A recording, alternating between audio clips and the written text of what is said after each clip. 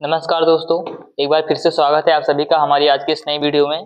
तो आप सभी की बोर्ड परीक्षा को ध्यान में रखते हुए आज हम एक सामाजिक विज्ञान का एक क्लास 10th का एक पेपर लेके आए हैं जो बोर्ड परीक्षा से मिलता जुलता है। मतलब इसी प्रकार से बोर्ड परीक्षा में प्रश्न आएंगे। तो आज का वीडियो इसी के ऊपर है। तो चलिए हम देखते हैं कि हमारा जो है पेपर किस प्रकार का है। और वीडियो शुरू करने से पहले मेरी आपसे रिक्वेस्ट है, यदि वीडियो पसंद आती है तो इसे लाइक कीजिए तथा अपने दोस्तों को शेयर कर दीजिए, जिससे वो भी इसके बारे में जान सकें तथा अध्ययन कर लें। चलिए हम वीडियो को स्टार्ट करते हैं। यहाँ पर हमारे सामने है सामाजिक विज्ञान अर्धवार्षिक सन 2024-25 का एक ये पेपर है, सामाजिक विज्ञान क्लास 10th का। तो इस प्रकार का पेपर रहेगा। यहाँ पर रोल नंबर का ऑप्शन रहता है, जिसमें आपको अपना रोल नंबर लिखना होगा तथा अपना नाम परीक्षार्थी यहाँ पर लिखा हुआ है, यहाँ पर आपको अपना नाम लिखना है। आपको वहाँ पर जो टाइम मिलता है वो समय होता है वो 3 घंटे 15 मिनट का टाइम मिलेगा वहाँ पर आपको। तो आपको टाइम को ध्यान में रखते हुए अपने क्वेश्चन को सॉल्व करना है। तो निर्देश यहाँ पर दिया हुआ निर्देश क्या है, यह प्रश्न पत्र 2 खंडों में विभाजित है। खंड का एवं खंड का, यानी कि जो प्रश्न पत्र है खंड का एवं खंड खा में विभाजित है। खंड का में 20 अंकों के बहुविकल्पीय प्रश्न आते हैं। जो खंड का है उसमें क्या आते हैं, 20 अंक के बहुविकल्पीय प्रश्न आते हैं। तो इसके बाद खंड खा में 50 अंक के वर्णनात्मक प्रश्न हैं। तो जो खंड खा है हमारा उसमें 50 अंक के वर्णनात्मक प्रश्न हैं। सभी प्रश्न अनिवार्य हैं, यानी कि सभी प्रश्न को आपको छोड़ना नहीं है। ये नहीं सोचना कि 1 नंबर का है इसको छोड़ दें अगला कर लें, यानी आपको सभी प्रश्नों को सॉल्व करना है। सभी प्रश्नों के निर्धारित अंक उनके सम्मुख दिए गए हैं। सर जो प्रश्न है उनके निर्धारित अंक जो हैं वो दिए हैं। जैसे यहाँ पर देखिए एक क्वेश्चन है बहुविकल्पीय प्रश्न का है, इसमें आपको 1 नंबर मिलेंगे। ऐसे ही सभी प्रश्नों के सामने आपको उसके नंबर दिए हुए हैं। तो चलिए हम खंड का को देखते हैं। खंड का में हमारा आता है बहुविकल्पीय प्रश्न। जो 20 क्वेश्चन आते हैं वो बहुविकल्पीय प्रश्न से आते हैं। खंड का में पहले आपको बहुविकल्पीय प्रश्न मिलेंगे, तो उनको आपको सॉल्व करना होगा। तो चलिए देखते हैं हम। हाँ, सभी प्रश्नों के सही विकल्प चुनकर अपनी उत्तर पुस्तिका पर लिखिए। सभी जो प्रश्न है उनको उनका विकल्प चुनकर अपनी उत्तर पुस्तिका में लिखना है। तो देखते हैं प्रश्न क्या है हमारा। पहला प्रश्न आया है यहाँ पर, वियना की संधि कब हुई थी। ये जो है हमारे चैप्टर से लिया गया है। ये बताया गया है कि वियना की संधि कब हुई थी। तो जो वियना की संधि हुई थी वो सन 1815 ईस्वी में हुई थी, यानी ऑप्शन नंबर का आपका सही हो जाएगा। दूसरा क्वेश्चन है हमारा, नेपोलियन की पराजय कब हुई थी। नेपोलियन की पराजय कब हुई थी। पहला ऑप्शन है आपका 1814 ईस्वी में, या फिर 1815 ईस्वी में, या फिर 1816 ईस्वी में, या फिर 1817 ईस्वी में। तो जो नेपोलियन की पराजय हुई थी वो हमारी 1815 ईस्वी में हुई थी, यानी ऑप्शन नंबर ख आपका सही हो जाएगा। अगला क्वेश्चन है हमारा कि 1920 में कहाँ के कांग्रेस अधिवेशन में असहयोग आंदोलन पर मुहर लगाई गई। जो 1920 में जो कांग्रेस का अधिवेशन हुआ था उसमें किस कांग्रेस अधिवेशन में असहयोग आंदोलन पर मुहर लगाई गई। पहला ऑप्शन है आपका लाहौर के, या फिर ख नंबर ऑप्शन है नागपुर के, या फिर ग नंबर ऑप्शन है आपका इलाहाबाद के, या फिर घ नंबर है पंजाब के। तो जो 1920 ईस्वी में कांग्रेस का अधिवेशन जो हुआ था वो उस पर मुहर लगाई गई थी, वो नागपुर जिले के नागपुर में लगाई गई थी। तो ऑप्शन नंबर ख आपका सही हो जाएगा। चौथा क्वेश्चन देखते हैं हम। चौथा क्वेश्चन है हमारा, 1820 से 1914 तक विश्व व्यापार 25 गुने से बढ़कर हो गया। जो 1820 से 1914 ईस्वी तक विश्व व्यापार 25 गुने से बढ़कर कितना हो गया। तो जो विश्व व्यापार था हमारा 1820 से 1914 ईस्वी तक, ये हमारा 25 गुने से बढ़कर 40 गुना हो गया था, यानी ऑप्शन नंबर ख आपका करेक्ट हो जाएगा। पांचवा क्वेश्चन है हमारा, श्रीलंका को ब्रिटेन से स्वतंत्रता कब प्राप्त हुई। तो श्रीलंका था वो ब्रिटेन से कब आजाद हुआ, यानी किस सन में ब्रिटेन से श्रीलंका जो है उसको स्वतंत्रता कब मिली। पहला ऑप्शन है आपका 1947 ईस्वी में, 1949 ईस्वी में, 1948 ईस्वी में, या फिर 1950 ईस्वी में। तो जो श्रीलंका है वो हमारा 1948 ईस्वी में स्वतंत्र हुआ ब्रिटेन से, यानी ऑप्शन नंबर ग आपका करेक्ट हो जाएगा। अगला क्वेश्चन देखते हैं हम। अगला क्वेश्चन है, सत्ता में साझेदारी के कारक हैं। जो सत्ता में साझेदारी के कारक कौन कौन से हैं? तो ऑप्शन दिया हुआ है यहाँ पर विवेक पूर्णता या फिर नैतिकता या फिर ग नंबर है ये दोनों, यानी ये और ये दोनों, या फिर इनमें से कोई नहीं।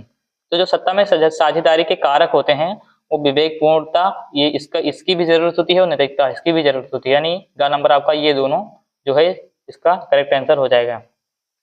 सातवां क्वेश्चन हम देखते हैं। सातवां क्वेश्चन है हमारा, संविधान की 8वीं अनुसूची में कितनी भाषाओं को मान्यता दी गई है?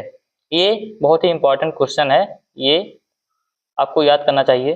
तो संविधान की 8वीं अनुसूची में कितनी भाषाओं को मान्यता दी गई है? तो आपका पहला ऑप्शन है 20, दूसरा ऑप्शन है 21, तो तीसरा ऑप्शन है आपका 22 या फिर 23। तो जो हमारा संविधान है उसमें हमको 22 भाषाओं को मान्यता दी गई है, तो यानी ऑप्शन नंबर ग आपका करेक्ट हो जाएगा। 8वां क्वेश्चन है हमारा, भारत में पंचायती राज की स्थापना कब हुई? भारत में पंचायती राज की स्थापना कब हुई? पहला ऑप्शन है हमारा 1980 ईस्वी में, दूसरा है 1990 ईस्वी में, तीसरा है 1992 ईस्वी में, या फिर 2004 ईस्वी में। तो जो भारत में पंचायती राज की स्थापना हुई थी वो 1992 ईस्वी में हुई थी, यानी ऑप्शन नंबर ग आपका सही हो जाएगा। अगला क्वेश्चन है हमारा, लौह अयस्क किस प्रकार का संसाधन है? लौह अयस्क जो है वो किस प्रकार का संसाधन है?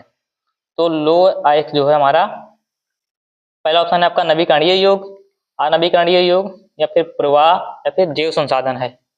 तो जो लौह अयस्क है वो हमारा, लौह अयस्क हमारा जो है वो नवीकरणीय संसाधन है, तो इसका का नंबर सही हो जाएगा। 10वां क्वेश्चन देखते हैं, वन्य जीव अधिनियम निम्न में से किस वर्ष लागू किया गया? जो वन्य जीव अधिनियम था वो किस वर्ष लागू किया गया? पहला ऑप्शन है आपका 1972 ईस्वी में, दूसरा है 1970 ईस्वी में, तीसरा है 1980 ईस्वी में, या फिर 1981 ईस्वी में। तो जो वन्य जीव अधिनियम था वो सन 1972 ईस्वी में लागू किया गया, यानी इसका ऑप्शन नंबर का आपका सही हो जाएगा। 11वां क्वेश्चन है, निम्न में से कौन सी नदी बंगाल की खाड़ी में गिरती है? पहला ऑप्शन है आपका नर्मदा, दूसरा ऑप्शन है कावेरी नदी, तीसरा है आपका ताप्ती, या फिर लूनी नदी। तो जो बंगाल की खाड़ी में जो नदी गिरती है वो है हमारी कावेरी, यानी ऑप्शन नंबर ख आपका सही हो जाएगा।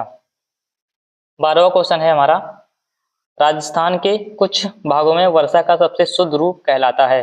जो राजस्थान है वहां पर कुछ भागों में जो वर्षा का शुद्ध रूप है वो क्या कहलाता है हमारा? पहला ऑप्शन है आपका पालर पानी, या फिर भूमिगत जल, या फिर पॉपुलर पानी, और या फिर वर्षा जल संग्रहण। तो जो राजस्थान के कुछ भाग में जो वर्षा का सबसे शुद्ध रूप है वो हमारा पालर पानी कहलाता है, यानी ऑप्शन नंबर का आपका सही हो जाएगा। अगला क्वेश्चन देखते हैं। अगला क्वेश्चन है हमारा, हिमालय पर्वतीय प्रदेश के निम्न बांधों में से कौन सा पाकिस्तान में है? तो हिमालय पर्वतीय प्रदेश में जो बांध है उनमें से कौन सा बांध पाकिस्तान में है? यहाँ पर दिए हैं ऑप्शन, मांगला बांध, सलाल बांध, कालागढ़ बांध, या फिर उकाई बांध। तो जो पाकिस्तान में जो बांध है पर्वतीय क्षेत्रों में वो हमारा मांगला बांध है, यानी ऑप्शन नंबर का आपका सही हो जाएगा। अगला क्वेश्चन है हमारा, इनमें से कौन सी रबी की फसल है? रबी की फसल कौन सी है? ऑप्शन नंबर का है चावल, खा नंबर है आपका मोटे अनाज, गा है चना, या फिर कपास। ये चावल जो है हमारी ये खरीफ की फसल है, ये भी खरीफ की फसल है, और ये भी खरीफ की फसल है, यानी ऑप्शन नंबर गा आपका सही हो जाएगा, ये रबी की फसल है। अगला क्वेश्चन है हमारा, आर्थिक विकास का कौन मापक नहीं है? जो आर्थिक विकास का मापक है वो कौन नहीं है इसमें से? पहला ऑप्शन है आपका प्रति व्यक्ति आय, वनों का ह्रास, या फिर साक्षरता दर, या फिर शिशु मृत्यु दर। तो जो आर्थिक विकास का मापक नहीं है वो हमारा है इसमें से वनों का ह्रास, ऑप्शन नंबर ख इसका सही हो जाएगा। अगला क्वेश्चन है हमारा, भारत का सबसे अधिक साक्षरता वाला राज्य है, यानी कि कौन सा राज्य भारत का है जो जिसमें से सबसे अधिक साक्षर लोग हैं, यानी पढ़े लिखे लोग हैं? तो ऑप्शन नंबर का आपका केरल, खा नंबर है उत्तर प्रदेश, गा नंबर है आपका बिहार, घा नंबर है मध्य प्रदेश, यानी जो केरल है हमारा इसका सही आंसर हो जाएगा। यहाँ पर भारत में जो सबसे पढ़े लिखे लोग केरल में, मतलब वहाँ पर साक्षरता दर सबसे ज़्यादा है अन्य राज्यों की तुलना में। 17 नंबर है हमारा, भारत में ग्रामीण क्षेत्र में किस क्षेत्र का योगदान सर्वाधिक है? भारत में ग्रामीण क्षेत्र में कौन सा क्षेत्र जो है जो अधिक योगदान देता है? तो भारत में ग्रामीण क्षेत्र में क्या होता है? ग्रामीण क्षेत्र में ज़्यादातर कृषि होती है, तो कृषि कौन से क्षेत्र में आता है? प्राथमिक क्षेत्र में, यानी ऑप्शन नंबर का आपका सही जवाब हो जाएगा इसका। 18वां क्वेश्चन है हमारा, निम्न में से किसको कृषि एवं सहायक क्षेत्र भी कहते हैं? निम्न में से किसको कृषि एवं सहायक क्षेत्र भी कहते हैं? तो जो कृषि और सहायक क्षेत्र कहते हैं, किसको कहते हैं? वो प्रारंभिक क्षेत्र यानी प्राथमिक क्षेत्र को कहते हैं। तो इसका ऑप्शन नंबर का आपका सही हो जाएगा। अगला क्वेश्चन हम देखेंगे। अगला क्वेश्चन है हमारा, ऋण के औपचारिक स्रोतों में शामिल नहीं है। पहला ऑप्शन है आपका बैंक, दूसरा है सहकारी समिति, या फिर तीसरा है नियोक्ता, या फिर इनमें से कोई नहीं। तो जो ऋण के औपचारिक स्रोतों में शामिल नहीं है वो हमारा नियोक्ता यानी ऑप्शन नंबर 7 का सही हो जाएगा। अगला क्वेश्चन है हमारा, आधुनिक करेंसी में सम्मिलित हैं, जो आधुनिक करेंसी है जो चल रही है उसमें क्या क्या सम्मिलित हैं? नोट, सिक्के, ये दोनों, या फिर इनमें से कोई नहीं।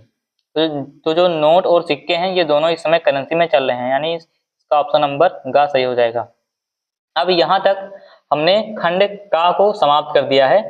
प्रत्येक क्वेश्चन एक एक नंबर का था, जो 20 क्वेश्चन थे, इससे 20 नंबर आपको मिलेंगे। अब खंड खा में हम देखेंगे वर्णनात्मक प्रश्न आते हैं। वर्णनात्मक प्रश्न जो लिखने से संबंधित होते हैं वो वर्णनात्मक प्रश्न होते हैं। देखिए प्रश्न क्या आया है यहाँ पर। प्रश्न आया है यहाँ पर, मारी आन और जर्मेनिया कौन थे? जिस तरह उन्हें चित्रित किया गया उनका क्या महत्व था? यहाँ पर अथवा लगाकर एक और क्वेश्चन दिया होगा, उसको भी या फिर इसको आपको दोनों में से किसी एक को करना होगा। जो भी आपको उचित लगे वो आप वहां पर करिएगा। दूसरा क्वेश्चन है, यूरोपीय देशों की दक्षिण अमेरिका में रुचि क्यों थी? तो जो आपको सही लगेगा वहां पर लिखना होगा आपको। फिर इसके बाद है हमारा, लोकतंत्र में दबाव अथवा हित समूह द्वारा कौन कौन से कार्य किए जाते हैं? संक्षेप में वर्णन कीजिए। इसका आपको संक्षेप में वर्णन करना है, या फिर अथवा इसको छोड़कर या फिर इसको आप लिख सकते हैं। ये क्या है, 1992 के संविधान के पहले तथा बाद के स्थानीय शासन के दो महत्वपूर्ण अंतरों को बताइए। आप इसमें से इसको या फिर इसको लिख सकते हैं, जो भी आपको आसान लगे। फिर हमारा अगला क्वेश्चन है, भू संसाधन क्या है? इसका सर्वोचित उपयोग क्यों आवश्यक है? या फिर आप भारतीय कृषि की 3 विशेषताएं बताइए। इनमें से किसी एक को आपको लिखना है। अथवा लगा है यानी कि किसी एक को लिखना है, तथा ये प्रत्येक क्वेश्चन 4-4 नंबर का है। फिर अगला हमारा है 24 नंबर, सकल घरेलू उत्पाद और शुद्ध घरेलू उत्पाद की अवधारणाओं को समझाइए। अथवा प्रचंड बेरोजगारी से आप क्या समझते हैं? शहरी एवं ग्रामीण क्षेत्रों में से उदाहरण देकर व्याख्या कीजिए। या फिर आप इसको कीजिए या फिर इसको कीजिए, जो भी आपको मतलब आपको अच्छा लगे, आप जानते हैं उसको लिखिए वहां पर। फिर आपका उपखंड बा आता है। उपखंड बा में क्या आता है, निम्नलिखित पर टिप्पणी लिखिए। यहाँ पर कुछ व्यक्ति दिए हुए हैं जो हमारे बुक में हैं, उन पर कुछ टिप्पणी लिखना है आपको। जैसे ज्यूसेपी मैथनी थे, या फिर काउंट कैमलो दे काबूर, यूनानी स्वतंत्रता युद्ध, इन सब पर आपको एक टिप्पणी लिखनी होगी। ये 6 नंबर का आता है। अथवा या फिर अथवा लगा यहाँ पर, यानी इसको छोड़कर, यानी आप इसको छोड़कर अगर चाहें तो इसको भी कर सकते हैं, और फिर अगर उससे नहीं आता है तो इसको भी कर सकते हैं। ये नीचे दिया हुआ है, असहयोग आंदोलन कब चलाया गया? इस आंदोलन की किन्हीं 2 कारणों की विवेचना कीजिए। जो असहयोग आंदोलन था वो कब चला गया, इस आंदोलन के किन्हीं 2 कारणों की विवेचना कीजिए। मतलब क्यों चलाया गया, उन्हीं को आपको बताना है। या फिर इसको लिखिए आप, या इसको लिखिए, जो आपको सही लगे। फिर आता है हमारा, सत्ता की साझेदारी लोकतंत्र की आत्मा है, इस कथन की विवेचना कीजिए। अथवा भारत में केंद्र और राज्यों के बीच सत्ता के बंटवारे के किन्हीं 3 विशेषताओं का वर्णन कीजिए। ये सब क्वेश्चन इंपॉर्टेंट है, ये सब आपको वहां पर देखने को मिलेंगे, तो आपको अच्छी तरीके से तैयारी करनी होगी। चलिए हम देखते हैं अगला क्वेश्चन। भारत में विभिन्न समुदायों ने किस प्रकार वनों और वन जीव संरक्षण और रक्षण में योगदान किया है? विस्तार पूर्वक विवेचना कीजिए। ये 6 नंबर का क्वेश्चन है, इसलिए आपको थोड़ा लॉन्ग में लिखना होगा, तभी आपको फुल मार्क्स मिलेंगे। या फिर अथवा लगा है, जल संरक्षण क्यों आवश्यक है? जल संरक्षण की 4 विधियों का उल्लेख कीजिए। आप या फिर इसको लिखें या फिर इसको लिखें, जो आपको सही लगे। फिर 28 नंबर हमारा क्वेश्चन है, मानव विकास का क्या अर्थ है? मानव विकास के विभिन्न सूचकों को समझाइए। मानव विकास का क्या अर्थ है? मानव विकास के विभिन्न सूचकों को समझाइए। अथवा मुद्रा के प्रादुर्भाव से वस्तु विनिमय की कठिनाइयों को किस प्रकार दूर किया जा सका है? आपको इनमें से किसी एक को करना होगा, तथा प्रत्येक एक क्वेश्चन आपका 6 नंबर का है, तो आपको अच्छी तरीके से लिखना है वहां पर। अब इसके बाद हमारा मानचित्र कार्य आता है। मानचित्र कार्य भी बहुत इंपॉर्टेंट है, आपको अच्छे तरीके से तैयार करके जाना है वहां पर। मानचित्रकार में देखिए क्या है। निम्नलिखित को दिए गए भारत के मानचित्र में उपयुक्त चिन्हों द्वारा नाम सहित प्रदर्शित कीजिए। तो राजस्थान का राजधानी नगर, जो राजस्थान का राजधानी नगर है वो कहाँ पर है, तो उसको आपको मैप में दर्शाना होगा। फिर उसके बाद सलाल बांध कहाँ पर है, उस स्थान को आपको मैप में दर्शाना होगा। जहाँ पर भी वो होगा वहां पर आपको दर्शाना होगा। फिर है एक परमाणु ऊर्जा केंद्र कोई भी आप लिख लीजिएगा, तो फिर उसको मैप में दर्शा दीजिएगा, जिससे आपको फुल मार्क्स मिल जाएंगे। फिर है दक्षिण भारत की एक नदी या फिर दक्षिण भारत की एक नदी को यहाँ पर चिन्ह दिया हुआ है कि इस प्रकार से आपको वहां पर दर्शाना है। जहां भी दक्षिण भारत की एक नदी है, जो भी आप लिखें उस नदी को, उसको इस चिन्ह के द्वारा दर्शाएंगे। फिर है हमारा असम की राजधानी।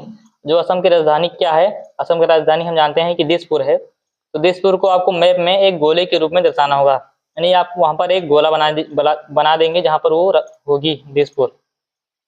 तो हमने आपको पूरा पेपर दिखा दिया है, इसी प्रकार से क्वेश्चन आएंगे, तो आप इन सभी क्वेश्चनों को तैयार कर लीजिएगा।